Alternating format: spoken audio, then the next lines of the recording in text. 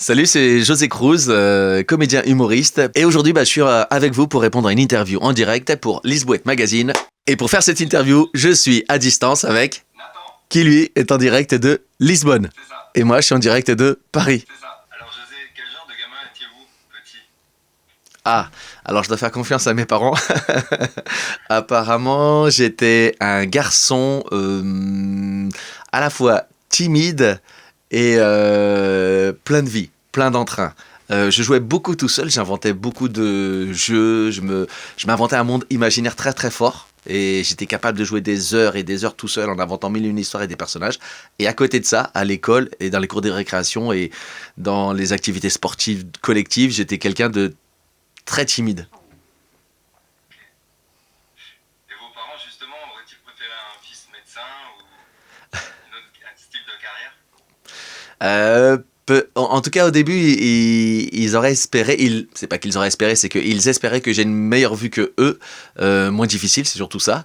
Et ils auraient aimé que je fasse peut-être au départ des études encore plus longues dans la finance, dans la gestion, dans la comptabilité, pour assurer ma vie. Avant tout, avant que de pouvoir être fier de moi, c'était plus pour assurer ma vie, pour ne pas passer par les épreuves difficiles qu'ils ont eues. Et puis, finalement, ils ont vu que, voilà, avec comédien, on pouvait quand même vivre. Donc maintenant, ça va mieux. Et alors, quel souvenir gardez-vous de votre tout premier spectacle? Ah, le tout premier spectacle. Euh, on va dire que moi, le tout premier spectacle, ça a été à l'école, au collège. C'était le premier truc où je suis vraiment monté en scène devant les gens et où je me suis senti bien et que j'oublierai jamais. C'était pour de la poésie. C'était pas un spectacle, c'était la poésie. Il y avait une interrogation de poésie qu'il fallait apprendre. Le professeur avait sa table sur une petite estrade. Je suis monté dessus et devant tous les copains, tous les camarades, il y avait une trentaine de personnes dans la classe. euh, j'ai fait cette poésie, j'ai fait ce texte. Et si je me souviens bien, c'était les lettres de Montmoulin, un extrait des lettres de Montmoulin. Et je me souviens pas vraiment des mots et des textes, mais je me souviens d'avoir fait automatiquement ce qu'on nous apprend à l'école de théâtre, c'est-à-dire s'ouvrir, recevoir l'énergie des gens, captiver l'attention et, et kiffer, comme on dit aujourd'hui. Et cette sensation ne m'a plus jamais quitté. Aussi curieux que ça puisse paraître, cette sensation est restée la même. Et encore, je reviens de 3 jours où j'ai joué à Talence, à côté de Bordeaux, et j'ai encore repensé. Entrer sur scène en... Et ça, à l'époque, ça s'était fait tout seul. Et depuis, c'est marrant de le voir 30-40 ans après se mettre encore en route. C'est pas tant le texte dont je me souvienne, c'est l'impression de rentrer sur scène et de rentrer dans un endroit où je peux faire et dire ce que je veux. C'est ce qui vous a donné envie de faire du théâtre par la suite? Oui, parce que justement, comme j'étais un garçon timide, en fait, lorsque j'étais en groupe, lorsque je monte sur scène, je suis plus du tout timide. Je me lâche, je retire toutes les barrières, tous les interdits que je peux avoir en moi, et j'ai plus qu'un seul objectif, m'amuser et faire rire, divertir.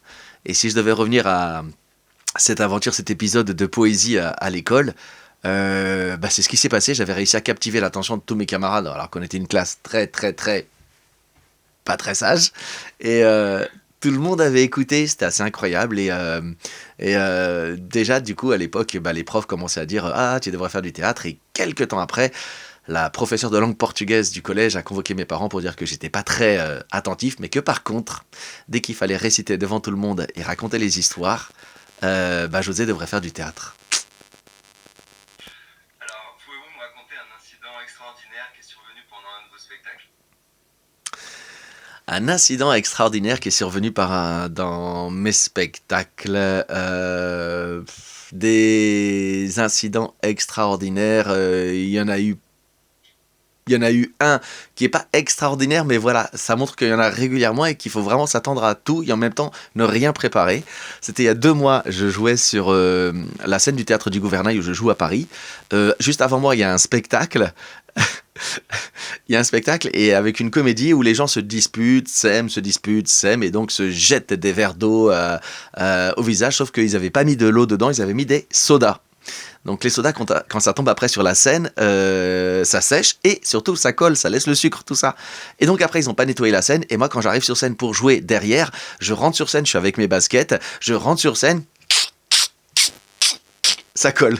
Et ça fait un bruit pas possible. À chaque fois que je fais un pas. Et je vois que les gens le captent, et moi je le capte, et je vois que le régisseur dans la salle le capte, et au bout d'un moment, j'enlève mes baskets, au bout de 5-10 minutes, j'en pouvais plus, je leur dis, bon les amis, je suis désolé, mais je crois que je vais le faire sans baskets, parce que voilà, je sors mes baskets pour jouer en chaussettes, et manque de peau, j'avais pas vérifié, mais mes chaussettes étaient trouées. Donc tout le monde a rigolé, mais de ouf, et je leur dis, bah ouais, mais c'était pas prévu, il n'y a pas un couturier dans la salle. Et voilà, j'ai joué 1h30 en chaussettes trouées. Et il y a quelqu'un, tout le monde a sorti les portables en douce, et après ils m'ont envoyé des vidéos. Avec les petits commentaires, je sais, t'as des jolis pieds. Voilà, ça c'est un petit incident extraordinaire, ça m'était jamais arrivé, et à peu près, allez, une fois par mois, il y a quelque chose qui arrive. L'électricité qui plante au bout de la moitié du spectacle. Et tu demandes aux gens, sortez vos portables et éclairez-moi. Voilà, il y a tout plein de choses, et ça c'est la magie du théâtre, du live. Alors, bon, José Cruz, qu'est-ce qu'il y a de français et de portugais en Tout, tout. J'aime prendre un petit déjeuner avec tosta mista. J'aime prendre un petit déjeuner avec un croissant, avec un pain au chocolat. J'aime manger uma alheira. J'aime manger du saucisson. Je supporte le Benfica, je supporte le Paris Saint-Germain. En fait, voilà, c'est ce que je dis dans le spectacle. Je suis vraiment à 50-50. Pour me définir, je dirais que, comme la plupart d'entre vous parlez français, mais vous parlez aussi et comprenez le portugais, j'ai coutume de dire que sou uma tosta mista avec jambon. Voilà. Et je dirais que c'est ça. Moi, je suis d'ici, ils sont de là. Je suis d'ici, je suis né en France, mais je suis aussi de là-bas. Je suis très attaché à mes racines, ce qui fait qu'il y a toujours un va-et-vient. Quand je suis en France, je défends le Portugal et je le fais connaître. Quand je suis au Portugal, je défends la France et je la fais connaître. Et l'un ne va pas sans l'autre. C'est un peu comme le yin et le yang des Japonais. Voilà. L'un, pour exister, a besoin de l'autre, et l'autre n'existerait pas sans l'un. Alors du coup, voilà, c'est la meilleure définition que j'ai trouvée quand les gens me demandent qu'est-ce qu'il y a de français, qu'est-ce qu'il y a de portugais en moi, est-ce que je suis l'un, est-ce que je suis l'autre, un peu plus l'un ou l'autre. Non, les deux, sou uma tosta mista, avec jambon. Effectivement, alors c'est cette dualité qui vous permet de créer un spectacle humoristique qui résonne aussi bien en France qu'au Portugal. Quelle différence vous percevez entre l'humour français et portugais, justement? Qu'est-ce qui fait rire les uns et pas les autres? Alors, après, dans la base aujourd'hui, de par le fait d'Internet et de par le fait que tout le monde aujourd'hui a 50 000 chaînes dans sa télé, voit ce qui se passe au Portugal, en France, en Europe, dans le monde, il y a de plus en plus de choses qui se ressemblent, de formes. Par contre, après, ce qui va changer, c'est le régionalisme, tout plein de petites précisions, soit par rapport à une région, soit par rapport à une ville, soit par rapport à un pays. Mais d'une manière générale, maintenant, par exemple, tout le monde fait un peu les mêmes formes de spectacles dans le monde. Il y a une grosse implantation du stand-up un peu partout. Moi, j'utilise la forme stand-up, mais que j'adapte à une forme théâtrale pour raconter une histoire avec des personnages. Et je dirais que ce qu'il faut, par exemple, c'est, quand on arrive dans un autre pays, c'est prendre le temps de comprendre comment fonctionne le pays pour adapter les blagues, adapter les histoires, voir si elles fonctionnent. Et si elles fonctionnent, souvent on trouve un équivalent. Et sinon, il faut l'enlever. Mais d'une manière générale, je trouve que de plus en plus, même dans l'humour, il y a quelque chose, il y a un rapprochement qui se fait entre les différentes cultures, parce que la base, la forme, commence à être généralisée. Par exemple, au Portugal, il y a As Comédias à Portuguesa. Ça, c'est typiquement portugais. On n'en trouve qu'au Portugal, cette forme-là. Mais après, quand on regarde bien, on voit que ça découle aussi un peu des chansonniers qu'on retrouve en France, qui ne font pas de spectacles, qui sont en individuel, mais les Portugais ont réussi à construire des spectacles. Mais par contre, si on regarde l'humour comedy club, aujourd'hui, il y a des comedy clubs à Lisbonne, comedy club à Paris, New York, partout, et la forme, un micro, un comédien, un humoriste, un rythme assez rapide, des chutes très présentes toutes les 10-15 secondes. Voilà, dans la forme, on est arrivé à la même chose. Et après, j'ai remarqué aussi qu'on travaille beaucoup sur à peu près les mêmes choses, les différences, nos différences qui vont nous faire rire. Et à chaque fois, on va révéler ça. Mais moi, je pense que c'est plus des différences pour finalement faire rire, mais en même temps, plus pour nous rapprocher que pour se moquer. Ça, c'est quelque chose qui est en train de se mettre aussi en place. Le temps où on faisait des blagues pour se moquer des uns ou des autres, ça c'est fini. C'est plus pour montrer aussi, j'ai l'impression que on n'est pas si différents que ça. En tout cas, moi, dans le spectacle, c'est ce que je fais. C'est ce que je dis. J'aime parler de ce qui nous rassemble, de ce qui nous ressemble, plutôt que de ce qui nous sépare. Et donc vous jouez votre tout dernier spectacle les 2 et 3 avril à Lisbonne et à Porto. Est-ce que vous avez le track? Pas du tout. Si, bien sûr, mais c'est tellement génial. Je me souviendrai toujours de là. Il y a une fois où j'ai failli ne pas monter sur scène. C'est lorsque je suis venu jouer la toute première fois au Portugal. C'était en mars 2011. C'était avec mon premier spectacle, Hola. Je n'avais jamais joué au Portugal. C'était à Aveiro, dans le théâtre national Gil Vicente, un théâtre de 400 et quelques places. C'était un gros gala avec plein d'artistes connus. Et moi, j'étais le petit nouveau, le petit dernier qui arrivait avec ce producteur. Et j'avais un trac comme j'ai jamais eu. J'ai jamais eu le trac parce que ça a été mon rêve depuis toujours de jouer dans le pays de mes parents, qui est aussi le mien, mais moi je suis né en France.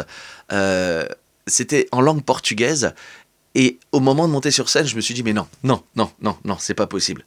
Et puis après encore une fois, une fois qu'on y est, il est bizarre ce métier. Avant de monter sur scène, on n'a pas envie d'y aller. Quand on est sur scène, on n'a qu'une envie, c'est de ressortir. Et quand on est sorti, on n'a plus qu'une seule envie, c'est d'y retourner. Et donc là, oui, j'ai le trac.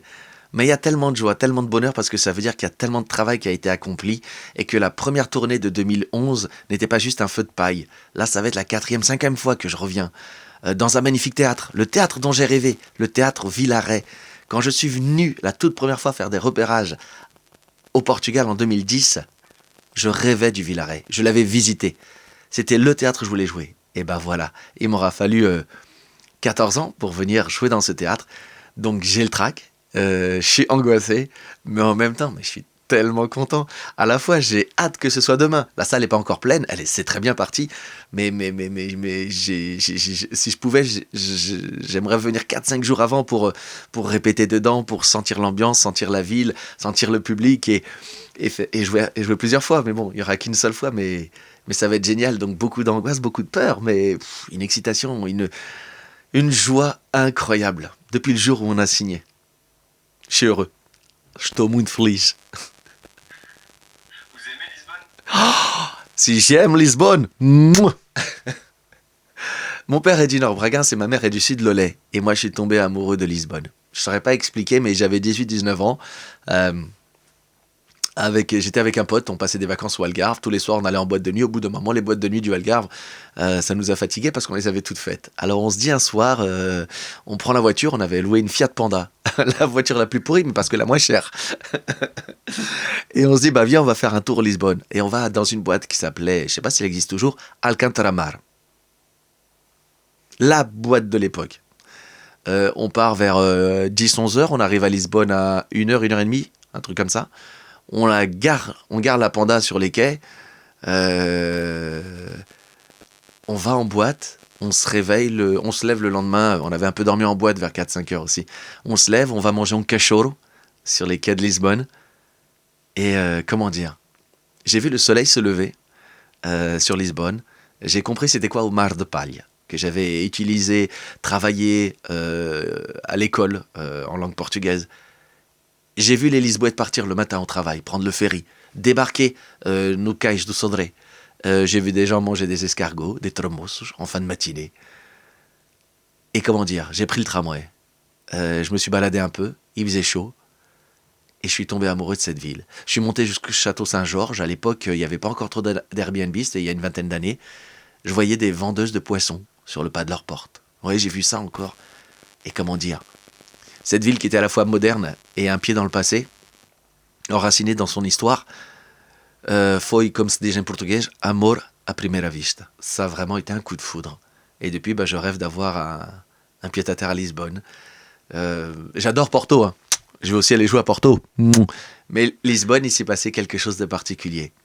Et puis, du coup, pour la petite histoire, je suis aussi fan de football. De par mon père, je suis du Benfica. Je suis parti voir le stade. Et qui c'est qui sort du stade ce jour-là? Eusébio. Je rencontre Eusébio. Et voilà, il s'est passé plein de choses dans cette ville, des choses incroyables qui me ramenaient à mon enfance, à mes études, à ma passion du foot.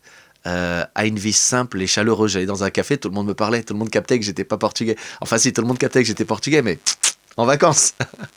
Et il y avait un enthousiasme, un accueil, un côté chaleureux des gens, une ville ouverte internationale. Et je m'y suis senti bien, à l'aise, comme chez moi. Et du coup, bah, j'ai déjà joué plusieurs fois, et là, une nouvelle fois de plus, voilà, tout ça, c'est des petits signes. Et puis, j'ai eu la chance de rencontrer une chérie qui a un appartement pas très loin de Lisbonne, et on a pu en profiter. Et du coup, bah, il y avait un endroit que j'adorais, c'était prendre le train pour remonter vers Cascais et Estoril. C'est magique. Et ma chérie a un appartement, ses parents ont un appartement dans ce coin-là. Et voilà, il n'y a pas de hasard. Il y a quelque chose de très spécial avec cette ville, consciemment et inconsciemment. Pourquoi, je ne sais pas, je ne peux pas l'expliquer. José Cruz, un dernier mot pour tous les Lisboètes et les Français qui vous suivent. Euh, Força. J'adore ce mot. Pourquoi? Parce que ce soit ceux qui soient partis du Portugal pour aller en France, Allemagne, Belgique, Suisse, Luxembourg, pour une vie meilleure, aussi bien que pour ceux qui quittent ces pays pour aller à Lisbonne, Porto, Coimbra, Faro, quelque part aussi pour une vie meilleure, pour une nouvelle aventure, bah, il faut toujours beaucoup de courage dans un sens comme dans l'autre. On laisse des gens derrière soi, des gens qu'on aime, on laisse la famille, on laisse les amis, mais on doit avancer. Et ça, c'est une des phrases que j'utilise dans le spectacle. Sempre en frente. Si on devait traduire en français, ça donnerait la devise de l'OM, droit au but. Et en fait, on connaît jamais son but. On sait juste que peut-être quelque part, pour faire une référence aussi à la région de mon père, Trás-os-Montes, derrière les collines, derrière le voyage, derrière l'aventure, il y a le bonheur. Donc il faut toujours prendre le risque d'aller de l'avant, pas regarder derrière soi, croire en ses rêves, s'il y en a qui vont pour monter des entreprises au Portugal, pour faire des études, lancer une nouvelle vie, se marier, parce qu'il y a des gens qui vont s'installer là-bas, parce qu'ils rencontrent aussi l'amour là-bas. Et bah voilà, force pour tous vos rêves, pour toutes vos envies, que vos rêves se réalisent. Moi, le mien va encore une fois se réaliser le 2 avril à Lisbonne, le 3 avril à Porto. Et en fait, s'il se réalise, je me rends compte, c'est parce que bah, même si j'y ai déjà joué, bah, j'ai pas arrêté de rêver d'y revenir. Et même si ça met du temps, bah, l'occasion s'est encore présentée. Et puis bah, là, vu le nombre de résas qu'on a déjà, on est parti pour avoir de très belles affluences, notamment à Lisbonne. Donc voilà, croire en soi, sempre en frente, et surtout, force. Croire en soi, en ses rêves. Et viva Portugal, viva France, viva Belgique, viva lusofonia, viva francophonie. Merci José. Et rendez-vous le 2 avril à Lisbonne et le 3 avril à Porto.